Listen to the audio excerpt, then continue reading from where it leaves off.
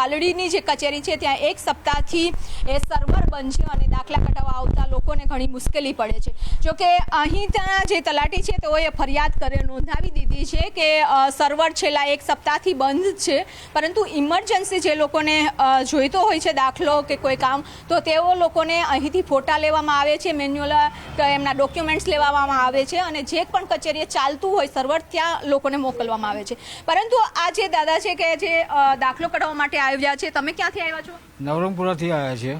નવરંગપુરાથી છેક પાલડી આવ્યા છો, ત્યાં શું કેવા જવાબ આપવામાં આવ્યો? ત્યાં કહે છે કે વાસણા જતા રહો તમે, અહીંયા નહીં થાય. કે શું કઢાવવા માટે આવ્યા હતા દાખલો? સિનિયર સિટીઝન માટેનું કઢાવવા હતા. 3 દાડાથી ધક્કા ખાઈએ છીએ પણ મેળ નથી પડતો. 3 દિવસથી ધક્કા ખાઈ રહ્યા છે, મેળ નથી પડતો. નવરંગપુરાથી એટલે ત્યાં પણ કચેરીમાં સર્વર બંધ છે અને આવ્યા છો. તમે ક્યાંથી આવ્યા છો? વાસણાથી આવ્યા છીએ. છેલ્લા 10 દિવસથી સર્વરનો પ્રોબ્લેમ છે એવું કહેવામાં આવે છે. ઓકે, તમે શું માટે આવ્યા છો? દાખલો કઢાવવા માટે? સિનિયર સિટીઝન કાર્ડ માટે.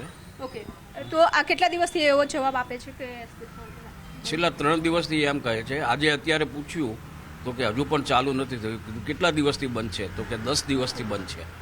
10 દિવસથી બંધ છે અને સૂચના પણ લગાવવામાં આવી છે કે G1 ફાઇબર લાઇન છે કપાઈ ગયેલી હોવાના લીધે જનસેવા કેન્દ્રની સંપૂર્ણ કામગીરી બંધ છે. એટલે કે આ કામગીરી અહીંયા બંધ છે. બાકી સામાન્ય દિવસોમાં આ કચેરીઓ છે તે ધમધમતી હોય છે.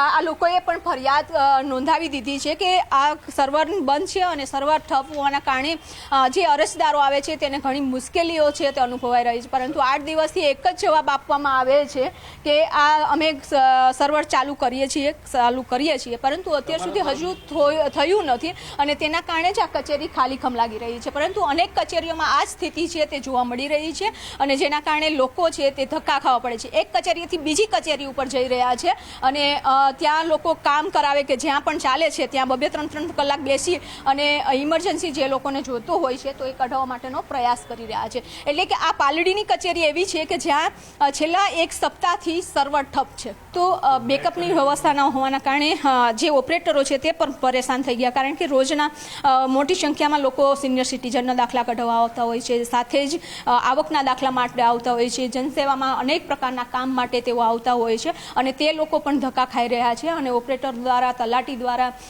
અનેક વખત રજૂઆત કરી દેવામાં આવી છે, ફરિયાદ કરવામાં આવી છે કે આ સર્વર ઠપ છે અને સર્વર ઠપ હોવાના કારણે એ લોકોની પણ કામગીરી વધી રહી છે અને લોકોને પણ ધક્કા ખાવા પડે છે. અત્યારે પણ જોઈ શકો છો કે હજુ સર્વર છે તે ચાલુ થયું નથી અને જ્યારે સર્વર ઠપ છે ત્યારે ફરિયાદ કરે છે ત્યારે સામે પણ એવો જ રિપ્લાય આવે છે કે કાલ થઈ જશે, 2 દિવસ પછી થઈ જશે અને એવી જ હંમેશા માટે ત્યાં રિપ્લાય આવી રહ્યો છે. અને જેના કારણે જે ઓપરેટરો છે અથવા તો તલાટી છે તે પણ અરજદારોને સમજાવીને હવે થાકી ગયા છે, પરંતુ તેમ છતાંય હજી સર્વર છે તે ચાલુ થયું નથી.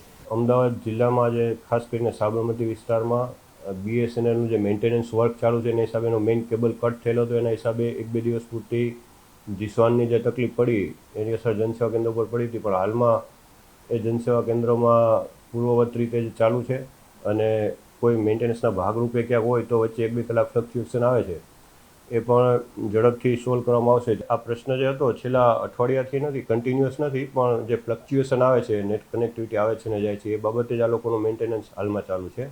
અને બીજું જે આપણે કહીએ એ પ્રમાણે જો ઓફિસમાં કોમ્યુનિકેશનનો કોઈ પ્રશ્ન હોય તો એ પ્રકારે અમે એક વખત સૂચના આપી દઈએ છીએ કે જેથી અરજદારોને બિનજરૂરી કોઈ રાહ ના જોવી પડે કે કોઈ ધક્કા ના ખાવા પડે.